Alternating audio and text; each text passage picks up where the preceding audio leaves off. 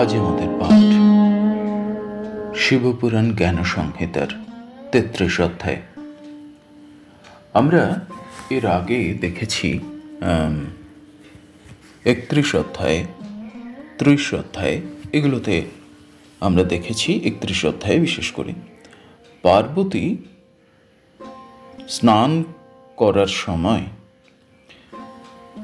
পাঁখ থেকে গণেশ সৃষ্টি করলেন, গণেশ তৈরি হলো, অর্থাৎ গণেশের জন্ম, এবং গণেশই পার্বতীর দ্বারপাল হিসেবে কাজ করছে, দারোয়ান হিসেবে কাজ করছে। যেখানে পার্বতীর সঙ্গে জয়া বিজয়াও আছে, দুই সখী, অর্থাৎ একেবারে মানবীয়। আগে পার্বতীকে পাহারা দিতেন প্রমথরা, অর্থাৎ শিবের অনুচররা। এখন গণেশ পাহারা দিচ্ছে, এবং এই গণেশ শিবকেও প্রবেশ করতে দিচ্ছে না এবং প্রমথদের তো প্রবেশ করতে দিচ্ছে না। এরকম একটা জায়গা থেকে যুদ্ধ লেগে যাচ্ছে। এইখানে এসে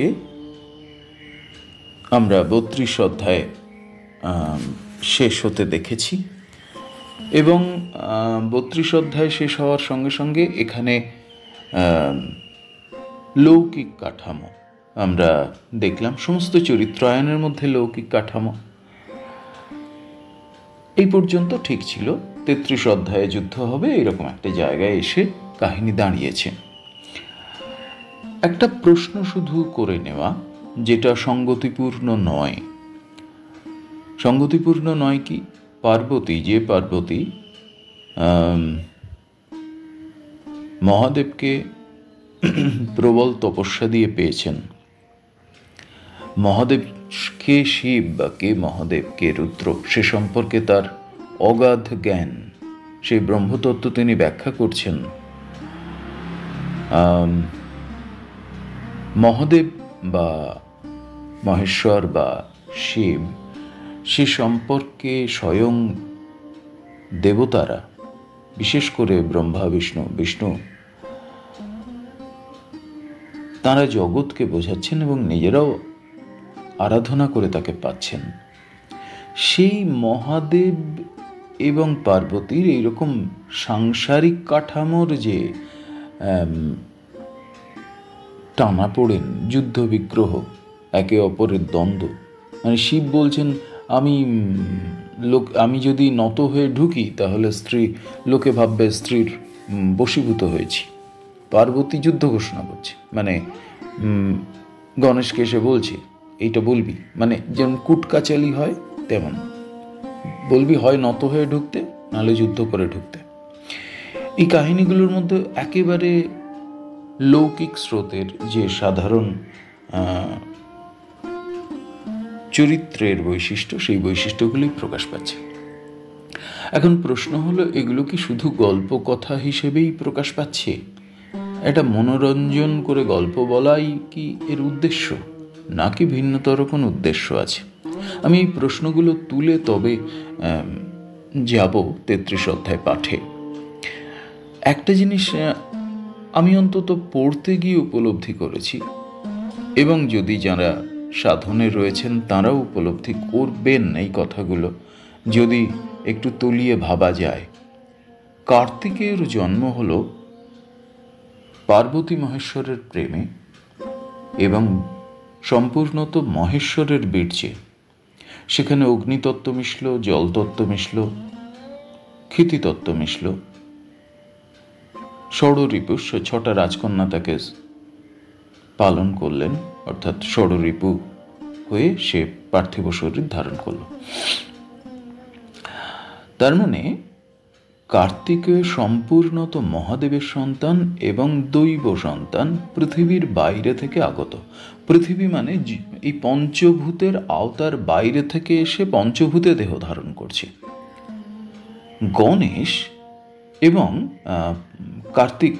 কার্তিকেয় সেই দেহ ধারণ করার পরে তারকাসুরকে বধ করছেন শোণিতপুরে গিয়ে।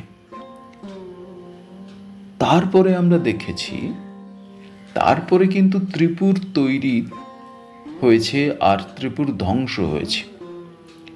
এই যে ত্রিপুরাসুর বধ, সেই ত্রিপুর ধ্বংস হয়েছে এবং সেখানে কেউ পারেনি, স্বয়ং মহাদেব এসে, কোনো দেবতা দৈত্য কেউ পারেনি, মহাদেব এসে ত্রিপুর ধ্বংস করছেন। আসলে ত্রিপুরটা তো আমাদের দেহ। বিশ্বকর্মাকে তৈরি করতে বলেছিলেন রথ, বিশ্বকর্মা তৈরি করেছিলেন, যার সাথে আমাদের দেহটাই ত্রিপুর। তাহলে সেই দেহে, সেই রথে মহাদেবের সঙ্গে সর্বদেবদেবী তো আসছেনই, তার সঙ্গে কে আসছেন? সর্বদেবতা, জ্ঞান সব আসছে, বিশ্ব ব্রহ্মাণ্ড সব আসছে। তার সঙ্গে কে আসছে? পার্বতী আসছে, যিনি মহাদেবকে, যিনি ছিলেন সাধারণ লৌকিক একটি কন্যা, পার্থিব কন্যা, তিনি প্রবল আরাধনা করে মহাদেবকে পেয়েছেন, আস্বাদন করেছেন, মহাদেবের সমকক্ষ হয়েছেন এবং মহাদেবের সঙ্গে, অর্থাৎ শক্তি, মহাদেবের শক্তি রূপে নিজেকে প্রতিষ্ঠা করে তিনিও ওই রথে চড়ে ত্রিপুরে আগমন করছেন মহাদেবের সাথে। তার মানে পার্বতী আবার মর্তে ফিরলেন। পার্বতীকে না, শক্তি মর্তে ফিরলেন। 32 অধ্যায়ে আমরা দেখলাম পার্বতী স্বয়ং পাঁক থেকে নিজেই গণেশকে তৈরি করছেন। এইটি কিন্তু আশ্চর্যের বিষয়, এখানে মহাদেবের কোনো ভূমিকা নেই গণেশের জন্মের পিছনে। পাঁক থেকে মানে কি? ক্ষিতিতত্ত্বে, শুধুমাত্র ক্ষিতিতত্ত্বে গণেশ তৈরি হচ্ছে এবং সম্পূর্ণত তমগুণান্বিত রূপে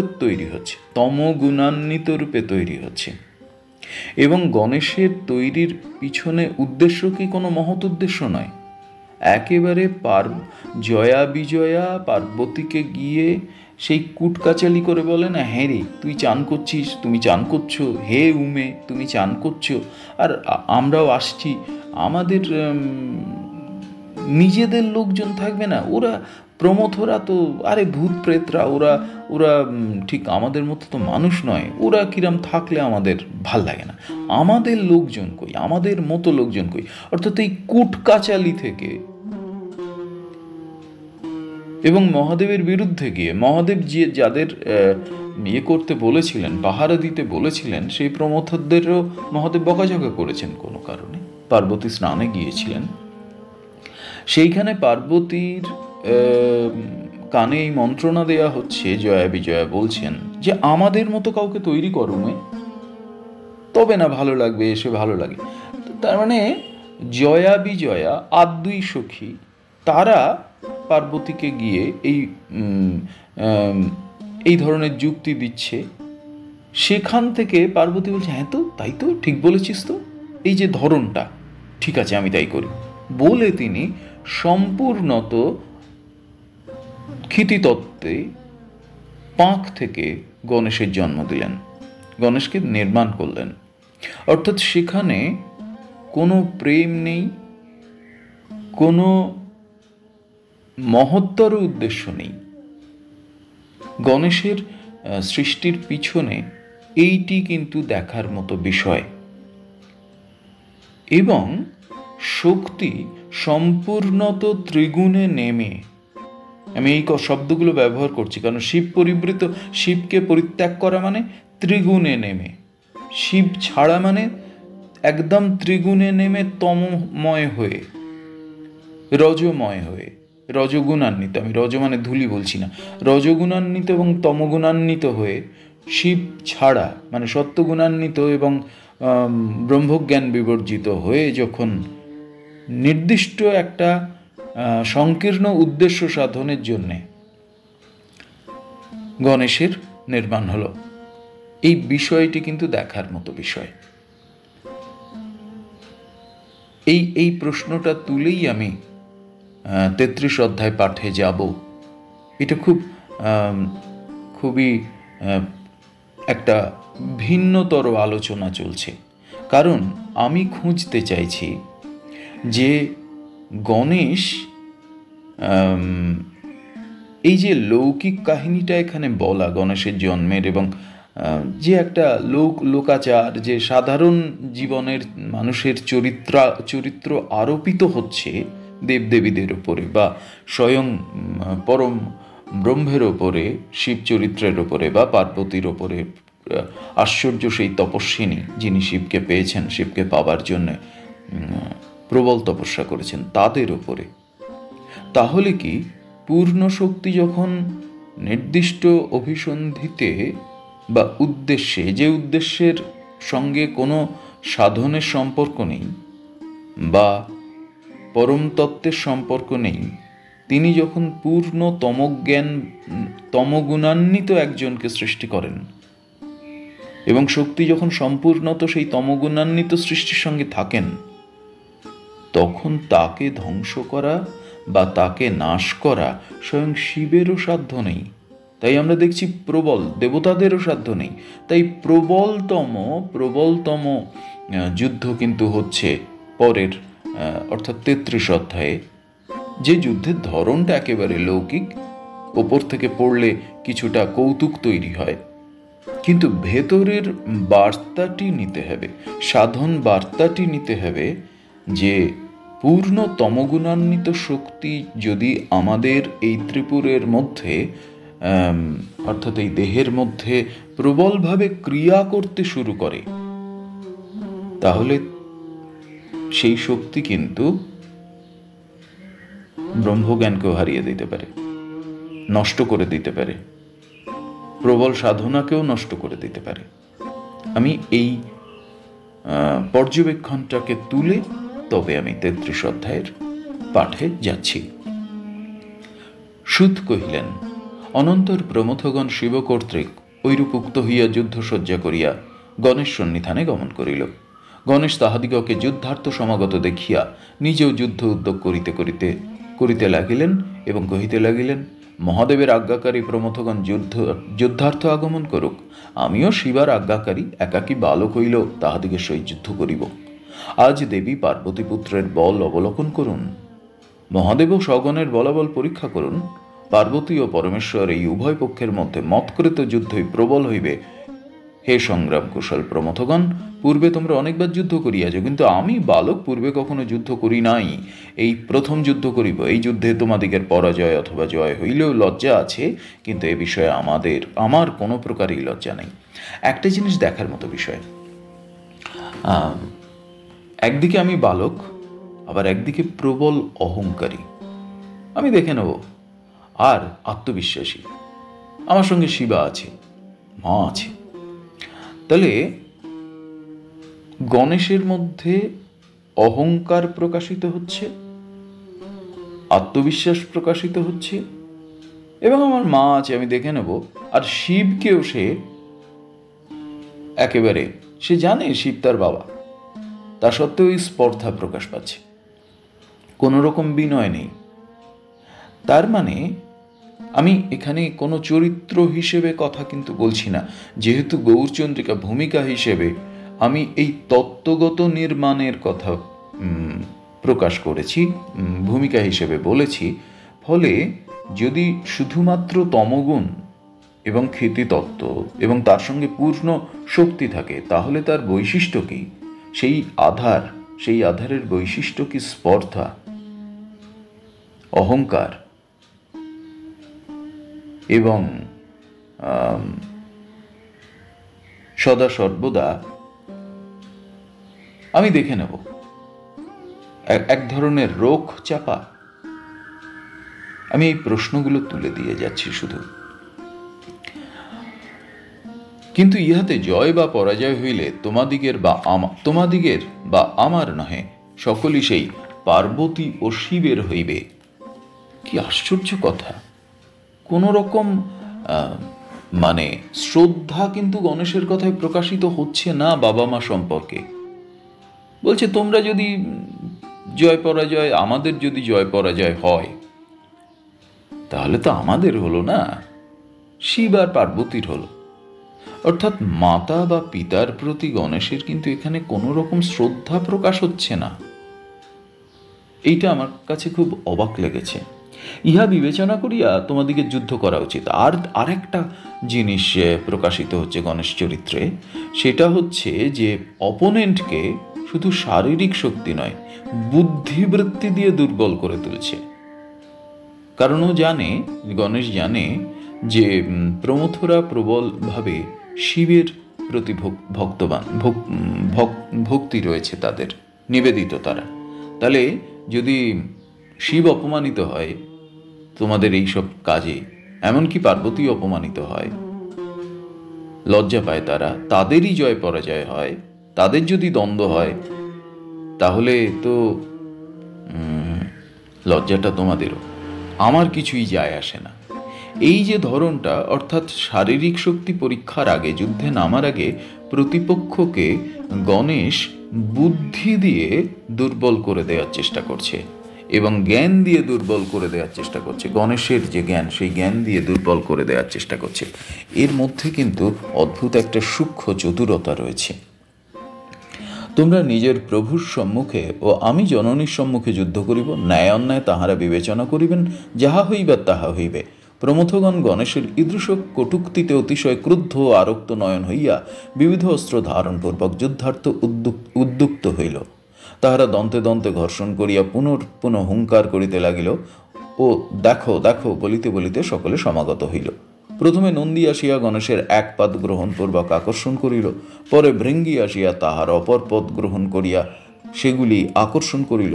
এমতো সময় গণেশ বাহু দ্বারা উভয়কে আঘাত করিয়া নিজ চরণ আকর্ষণ করিতে লাগিলেন ও আকর্ষণ অর্গল ও দ্বারস্থিত অর্গল গ্রহণ করিয়া ওই শিব সেবকগণকে তাড়িত করিলেন। গণেশ কাহাদিগের কোটি, কাহারও পৃষ্ঠ, কাহারও শির, কাহারও মস্তক, কাহার জানু, কাহারও বা কন্ধরা বিষম আহত করিলেন এবং যাহারা সম্মুখে আসিল তাহাদিগের হৃদয়স্থানে আঘাত করিলেন। তন্মধ্যে কেহ কেহ ভূমিতে পতিত হইল, কেহ বা দিক দিগন্তে গমন করিল এবং কেহ কেহ গণেশ চরণে নমস্কার করিল, কেহ কেহ শিব সন্নিধানে গমন করিল। এইরূপে উহাদিগের মধ্যে কেহই যুদ্ধে অগ্রসর হইল না। যেরূপ মৃগগণ সিংহকে দেখিলে 10 দিকে পলায়ন করে, সেইরূপ প্রমথগণ নানা দিকে পলায়ন করিল। তখন গণেশ প্রত্যাবৃত হইয়া দ্বারে উপস্থিত হইলে সকলে তাহাকে জগৎ গ্রাস করিতে উদ্যত প্রলয়কালীন মহাকালের ন্যায় ভয়ঙ্কর দেখিয়াছিল। এমতো সময়ে নারদ মুখে অবগত হইয়া ইন্দ্রাদি দেবগণ ও ব্রহ্মা তথায় আগমন করিল। বিষ্ণু ও শিবের হিতার্থী হইয়া সমাগত হইলেন এবং ঋষিগণ অপ্সরগণ সকলে সমাগত হইয়া সকলকে আশ্বাস দান করিলেন। তৎপরে তাহারা সকলে শিবকে নমস্কার করিয়া হে প্রভু আজ্ঞা প্রদান করুন, কি করিতে হইবে এইরূপ কহিলেন। তখন ভগবান শিব প্রমথদিগের আহত ও নানা স্থানগত দেখিয়া দেবগণকে সকল কথা বলিয়া ব্রাহ্মণকে বলিলেন, হে ব্রাহ্মণ, তুমি যাইয়া ওই মহাবল পরাক্রান্ত গণেশকে সান্ত্বনা করো। হে প্রভু, যাহা হইলে প্রলয় না হয় সেই কার্য করো। অনন্তর সকল ঋষিগণের সহিত ব্রহ্মা ও তুন্দিলাদি শিব অনুচরগণ গণেশ সন্নিধানে গমন করিলেন। গণেশ ব্রহ্মাকে আসিতে দেখিয়া শিবানুচর বিবেচনায় তাহাকে শ্বশ্রুরাশি উৎপাটন করিলেন এবং হে দেব, ক্ষমা করো, ক্ষমা করো, আমি যুদ্ধার্থ আসি নাই এইরূপ কহিলেও ব্রহ্মার উদ্দেশ্যে অর্গল গ্রহণ করিতে দেখিয়া সকলে পলায়ন করিল এবং কেহ কেহ এই অর্গল দ্বারা আহত হইয়া পতিত হইল, কেহ কেহ ভয়ে স্বয়ং পতিত হইল, কেহ কেহ বা সেই ক্ষণে শিব সন্নিধানে গমন করিল। শিব সেই অবস্থা দেখে অতিশয় কুপিত হইলেন এবং ইন্দ্রাদি দেবগণকে, সম্মুখ প্রভৃতি প্রমথগণকে এবং ভূত প্রেত পিশাচগণকে যুদ্ধার্থ আদেশ করিলেন। তাহারা সকলে নানা দিকে গমন করিয়া নিজ নিজ অস্ত্রসমূহ বিমোচন করিতে লাগিলেন। তাহাতে ধরা দেবী অতি ব্যাকুলা হইয়া নিজ স্থিতিতে সংশয়াপন্ন হইলেন। এইবারে আমরা দেখতে পাচ্ছি যে প্রবল যুদ্ধ হচ্ছে, একা গণেশ আর বাকি সব অন্যদিকে, এবং কেউই বাদ যাচ্ছেন না গণেশের আক্রমণে। ব্রহ্মার দাড়ি ধরে টানাটানি করছে। এই দৃশ্যটার মধ্যে যতই কৌতুক থাকুক না কেন, ব্রহ্মা তো জ্ঞান, ব্রহ্মা কর্মের জন্যে মানে যুদ্ধের জন্য আসেনি। ব্রহ্মা জ্ঞান, সে ভালো কথা বলতে এসেছে। তাহলে তমগুণান্বিত যখন ক্ষেপে যায় তখন সে ভালো কথাটিও শোনে না, তার বাছ বিচার থাকে না, বুদ্ধিশুদ্ধি থাকে না। এই কথাগুলো আমরা শুনছি। গণেশ দ্বারপাল। কার দ্বারপাল? পার্বতীর গৃহের দ্বারপাল। পার্বতীকে? পার্বতী হচ্ছে পূর্ণ শক্তি, ত্রিগুণে মিশ্রিত শক্তি। শিবকে ঢুকতে দিচ্ছে না। শিবকে? পরম ব্রহ্ম। শিব মানে তার সঙ্গে প্রমথগণ আছে আর সর্বদেব দেবী আছে। তাহলে যদি ত্রিপুর বা পার্বতীর ঘর অর্থাৎ শক্তির ঘর আমাদের এই পূর্ণ দেহ হয় এবং যেটা শিব বর্জিত জ্ঞান হয়, তার দ্বারপাল যদি পূর্ণ তমগুণান্বিত কেউ হন, তাহলে সেখানে জ্ঞান, পূর্ণ জ্ঞান, ভালো কথা বা উপদেশ, সেগুলো ভালো কিছু ঢুকতে পারে না।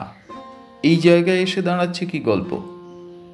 বাইরের প্রকটভাবে যে লৌকিক এবং একটু ঈষৎ কৌতুকময় আবরণ আছে সে থাকুক, কিন্তু ভিতরে কি বলছে শিবপুরাণ?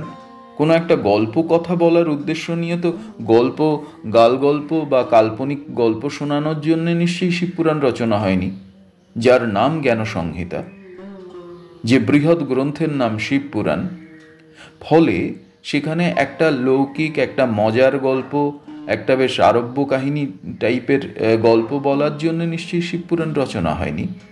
ব্যাস নিশ্চয়ই সেই ধরনের গল্প বলার জন্যে এত কাণ্ড করে, চারিবেদ ভাগ করে অষ্টাদশ পুরাণের যে জায়গা, সেইগুলো নিশ্চয়ই সাধারণ কাহিনী শোনানোর জন্যে নয়, বালখিল্য কাহিনী শোনানোর জন্যে নয়। তাহলে উদ্দেশ্যটা কি? এইটা কি উদ্দেশ্য? অতি লৌকিক কাহিনীর ভেতরে চারিত করে দেওয়া এই ধরনের গভীরতম কোনো বার্তা, যে আমাদের এই শরীর যদি পূর্ণ শক্তিময় পূর্ণ শক্তি যদি পূর্ণ তমগুণান্বিত কোনো জায়গা থেকে দ্বারপাল রেখে দেয়, সেখানে স্বয়ং সচ্চিদানন্দ ব্রহ্ম বা কোনো দেব বা কোনো সত্যগুণ প্রকাশ করতে পারবে না। তাই কি? প্রশ্নগুলো তুলে দিয়ে যাচ্ছি শুধু। ব্রহ্মার আয়ু সম্পূর্ণ না হইলেও ইচ্ছাবশত ভগবান শিব অকালে যেন ব্রহ্মাণ্ড সংহার করিতে উদ্যত হইলেন। এবার প্রলয়কারী শিব তিনি এই যে ক্ষিতি বলছে, ধরণী বলছে, এই রে ধরা দেবী অতি ব্যাকুলা হইয়া নিজ স্থিতিতে সংশয়াপন্ন হইলেন।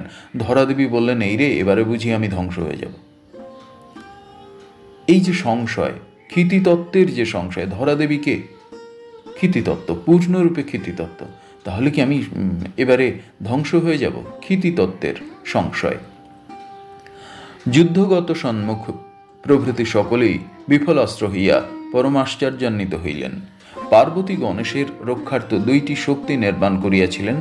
তন্মধ্যে একটি মহামুখী শক্তি কৃষ্ণ পর্বতের ন্যায় ভীষণ বদন বিবর বিস্তার করিয়া প্রচণ্ডরূপে অবস্থিত ছিলেন, এবং অপরা শক্তি অসংখ্য বাহুশালিনী ও বিদ্যুতের ন্যায় অলৌকিক তেজসম্পন্ন হইয়া শিবপক্ষীয় লোকসমূহ কর্তৃক বিযুক্ত অস্ত্রজাল নিজ মুখে গ্রহণ করিয়া নিক্ষেপ করিতে লাগিলেন।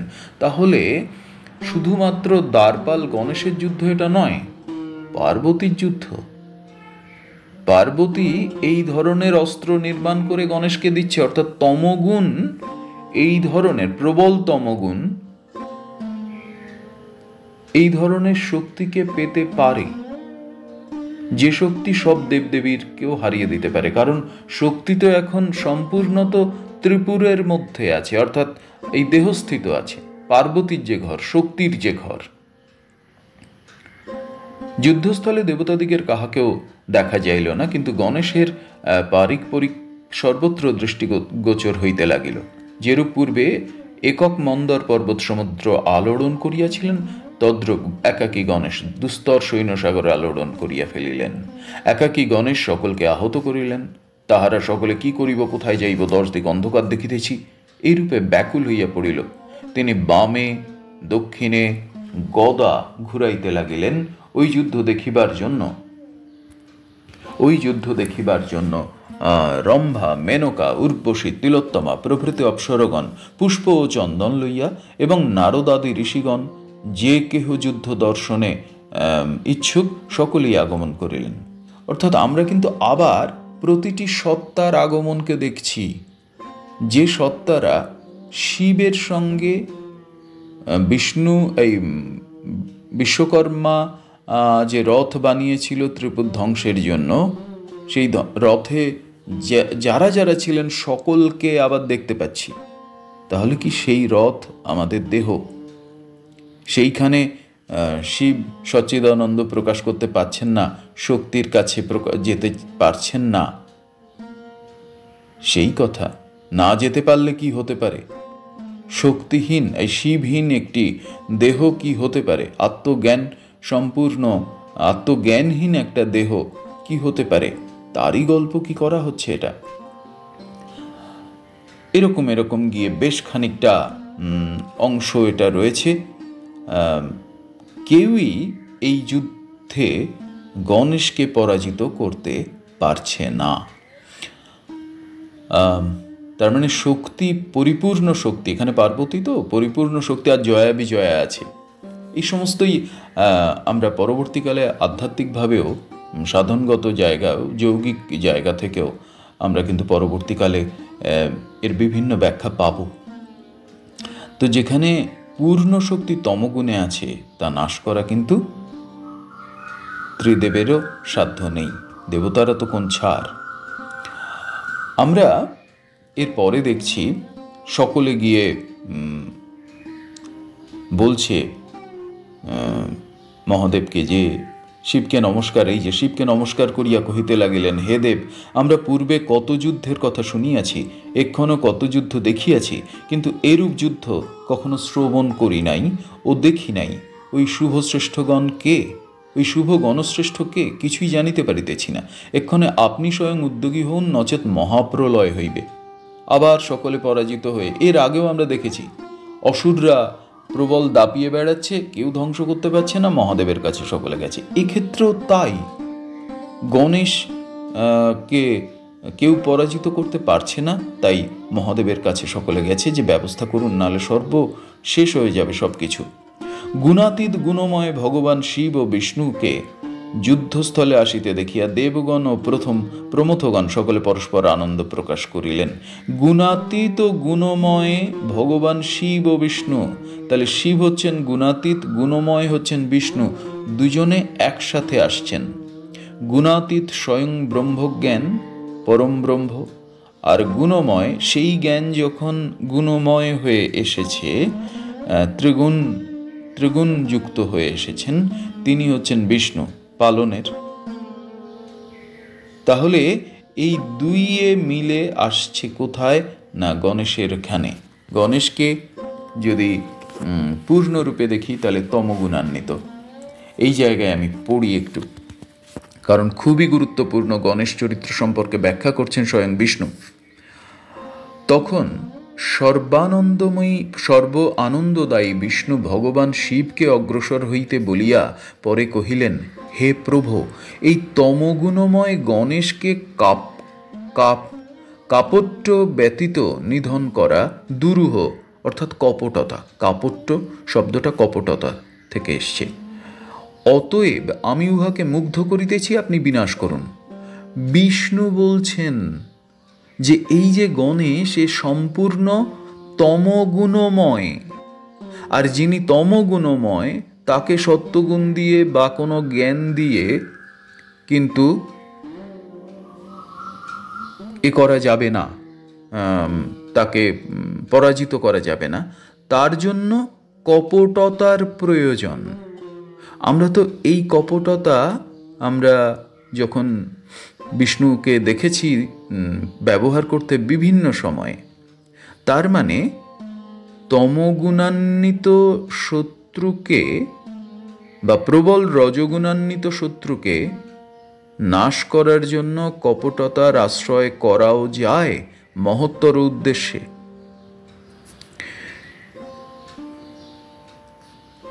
অনন্তর গণেশের শক্তিদয় মায়াময় বিষ্ণুকে দেখিয়া নিস্তেজ হইয়া পড়িলে অসীম বলশালী গণেশ বিষ্ণুকে লক্ষ্য করিয়া গদা নিক্ষেপ করিলেন। তাহাতে বিষ্ণুকে বিমুখ দেখিয়া শিব সক্রোধে স্বয়ং যাইলেন ও ত্রিশূল গ্রহণ করিবা মাত্র গণেশাস্ত্রে তাহা পতিত হইল। শিবও হেরে যাচ্ছেন, শিবের ত্রিশূলও কাজ করছে না। পুনরায় নিজ ধনু পিনাক গ্রহণ করিলে তাহাও গণেশ গদা দ্বারা ভূতলে পতিত করিলেন এবং পঞ্চ অস্ত্র দ্বারা ওই পঞ্চাননের পঞ্চবাহু ছেদন করিলেন। পঞ্চবাহু ছেদন করিলেন গণেশ মহাদেবের। অমনি মহাদেব অপর পঞ্চবাহু দ্বারা শূল গ্রহণ করিলেন, তাহাতে প্রমথদিগের দুঃখের অবধি রহিল না। দেবগণ গদাঘাতে 10 দিকে পলায়ন করিলেন এবং বিষ্ণু গণেশের তাদৃশ বীর্য অবলোকন করিয়া কহিলেন, এই ব্যক্তি ধন্য, কারণ আমি অনেক দেব দানব যক্ষ রক্ষক রাক্ষস ও গন্ধর্ব দেখিয়াছি, কিন্তু তাহারা কেহই রূপে গুণে বলে ও যে কোনো অংশে ইহার সমান হইতে পারে না। তাহলে গণেশের শ্রেষ্ঠত্ব প্রমাণিত হচ্ছে। কে তৈরি করেছে গণেশকে? শক্তি, পার্বতী। বিষ্ণু এইরূপ কহিতেছেন। এমতো সময় গণেশ গদা উত্তোলন করিয়া তাহার উপর নিক্ষেপ করিলেন। তখন ওই গদা বিষ্ণুচক্রে পতিত হইয়া চূর্ণিত হইল। অনন্তর বিষ্ণু সুদর্শন গ্রহণ করিয়া যুদ্ধ করিতে লাগিলেন। ইত্যবসরে গণেশ ওই চূর্ণিত গদা পুনরায় তাহার উপর নিক্ষেপ করিলে বিষ্ণু বাহন পক্ষীরাজ গরুড় তাহা গ্রহণ করিয়া ভস্য করিলেন। গণেশ যে স্থলে গদাক্ষেপ করিলেন, স্বয়ং বিষ্ণু সেই স্থল হইতে তাহা দূরে নিক্ষিপ্ত করিয়া জয় লাভ করিলে তখন উভয়ে তুমুল সংগ্রাম করিতে লাগিলেন। এমতো সময়ে দেব শূলপাণি পশ্চাৎ হইতে ত্রিশূল দ্বারা গণেশের শিরচ্ছেদ করিলেন। গণেশ এবং গণেশকে পরাজিত করার জন্যে বিষ্ণু এবং শিব একই সাথে যুদ্ধ করছেন। আমি চরিত্রায়নকে ছেড়ে গণেশ চরিত্র, বিষ্ণু চরিত্র, শিব চরিত্র, এই চরিত্রায়নগুলোর কাঠামোকে ছেড়ে আমি যদি দেখি পূর্ণ শক্তি তমগুণান্বিত হয়ে যখন এই ধরনের ক্রোধে রয়েছে, তাকে নাশ বা যুদ্ধে রয়েছে, তাকে নাশ করার জন্যে গুণাতীত এবং গুণময় এই দুইয়ের একই সাথে যুদ্ধের প্রয়োজন, একই সাথে মিলনের প্রয়োজন। গুণাতীত অর্থাৎ পরম জ্ঞান এবং গুণময় যিনি কার্য করছেন, সর্বগুণের অধিকারী, গুণ সম্পর্কে তিনি জানেন, কিন্তু তার সম্পূর্ণ উদ্দেশ্য গুণাতীতকে প্রতিষ্ঠা করা, গুণাতীতের সঙ্গে থাকা, পরম জ্ঞানের সঙ্গে থাকা। তাহলে এই গুণাতীত এবং গুণময় একসাথে মিলে পরম চরম তমগুণান্বিত শক্তিকে নাশ করছে। তখন দেবসেনাগণ গণেশের মস্তক ছিন্ন দেখিয়া নিরুদ্বেগ হইলেন। সেই সময় কলহপ্রিয় নারদ পার্বতী সমীপে গমন করিয়া সকল বৃত্তান্ত অবগত করাইলেন এবং কহিলেন, হে মানিনী, আপনি এ সময় কোনো মতেই মান পরিত্যাগ করিবেন না। এই কথা বলিয়াই তিনি অন্তর্হিত হইলেন। আশ্চর্য! যে নারদ, খেয়াল করে দেখার মতো, আমি বারবার বলি যে পুরাণ যদি আক্ষরিক অর্থে এইখানকার কাহিনী অনুসারে পড়া হয় তার কিন্তু কোনো মানে থাকবে না। আমরা যখন দেখেছি যে বানাসুরকে ধ্বংস করা যাচ্ছে না বা ত্রিপুরকে ধ্বংস করা যাচ্ছে না, তখন এই নারদই কিন্তু বিষ্ণু দ্বারা সৃষ্ট যে মায়ী, যে জাদুবিদ্যার অধিকারীরা, তাদের কাছে বিষ্ণু শিখছেন এবং শিখে বিষ্ণুর নির্দেশে সেইটা শিখে ত্রিপুরে যাচ্ছেন। মহাদেব নির্দেশ দিচ্ছেন যে তুমিও যাও ত্রিপুরে, গিয়ে ওদের এটা শেখাও, তারপরে মহাদেব গিয়ে ওটা ধ্বংস করবেন। যিনি এই করলেন তিনি এসে মহাদেবের বিরুদ্ধাচরণ করছেন। মহাদেবের বিরুদ্ধাচরণ করে পার্বতীকে গিয়ে পার্বতীর ভেতরে অভিসন্ধি জাগিয়ে তুলছেন এবং পার্বতীকে বলছেন, আপনি মান ছাড়বেন না। হে মানিনী পার্বতী, আপনি কিন্তু মান ছেড়ে, অর্থাৎ এই যে বলছে না এই বাক্যটি, আপনি এ সময় কোনো মতেই মান পরিত্যাগ করিবেন না। মান, সম্মান, তাহলে অপমান, মান, অহং পরিত্যাগ করিবেন না। তার মানে নারদ কি আমাদের সেই সত্তা, যে সত্তা একবার ওদিকেও আছে একবার এদিকেও আছে। সর্বঘটের এই যে কাঁঠালি কলা বলি না, অর্থাৎ ওই দিকেও গিয়ে ভালো কথা বলছে, কুযুক্তি দিচ্ছে, ভালো যুক্তি দিচ্ছে, আবার এদিকে গিয়েও ভালো যুক্তি দিচ্ছে, কুযুক্তি দিচ্ছে। তাহলে নারদ চরিত্রটির সত্তা এই রকম যে ভালো এবং মন্দ দুইই ঘটাতে পারে এবং দুইয়ের সঙ্গেই আছে, এবং যে কৌতুকবশত কিন্তু খারাপকেও তোল্লাই দিতে পারে। এই যে মানিনী অর্থাৎ মানকে বলছে, মানকে ধরে রাখো, অহংকারকে ধরে রাখো, পার্বতীকে গিয়ে এই কথা বলছে। দেবগণ জয় জয় শব্দ উচ্চারণপূর্বক আনন্দ প্রকাশ করিলেন।